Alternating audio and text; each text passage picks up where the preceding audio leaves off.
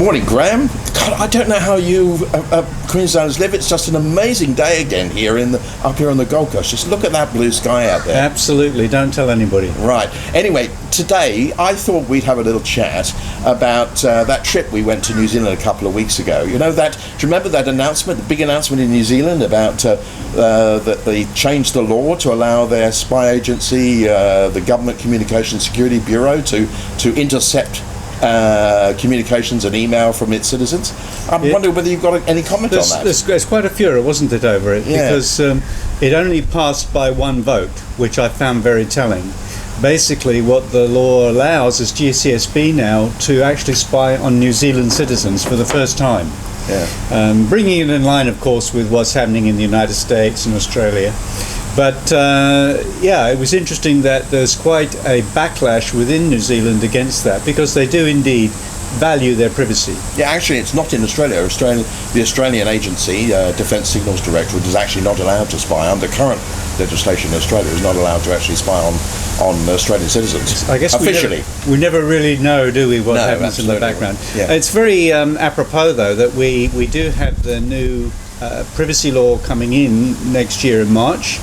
And it's going to be quite a change for organizations. And it's something that companies need to put on the list of things to do.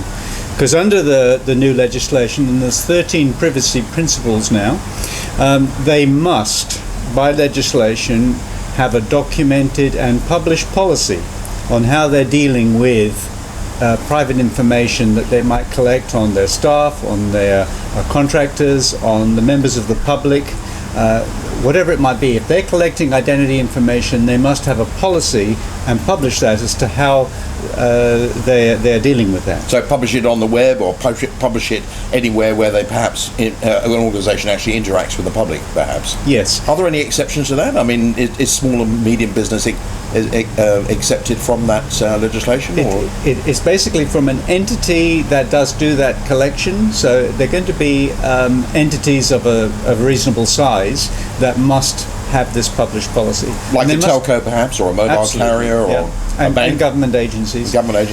So they must provide some mechanism for citizens to find out what information is being stored. So they'll no doubt need to put a process in place to allow a member of the public to come and ask, what information are you storing on me? So they must provide a process for that. So basically, any organisation that has got some sort of form on their website which asks people to fill in details about who they are and what they are and where they live and any of that sort of information, they are going to be this new privacy legislation is going to apply to them from March. And they're going to have to do some other things. So, for instance, if I am collecting information for a process, this very much applies to government. If I'm coming as a member of the public to request something from government, if I should be able to do that anonymously, they must provide me a mechanism to do that anonymously, like not ask for identity information.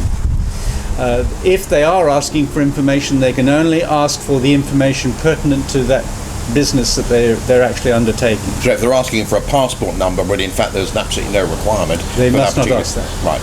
And members of the public must not provide it. Right. If they are providing, once they're collecting that information, they mustn't share it with anybody without explicitly telling the person that that's what they're doing. So there's a number of these somewhat draconian controls that are coming in that organizations must abide by. And it would be very worthwhile now, organizations putting that in place at their governance level and deciding how they are actually going to treat this information as the new law comes in. It's March 12th next year. Yeah, and just going back to that earlier part of the discussion, we were talking about what's happening with GCSB. I mean, look, I think I have a different, perhaps, view of things. I mean, I'm very concerned about the potential for terrorism. And we have a great lifestyle here in Australia, and I'm certainly concerned about protecting that lifestyle. I personally believe that our intelligence agencies and our counter-terrorism organisations should have the ability subject to an appropriate warrant or whatever, but should have the ability to intercept email and intercept communications and whatever. I think I have the view that perhaps the GCSB thing's gone too far, in that it seems to be, across the whole country with some controls, but not enough controls. Do you have a particular? Do you agree with that? Or I think a lot of people share your view. They would prefer to have that protection and are willing to sacrifice privacy in order to provide that protection.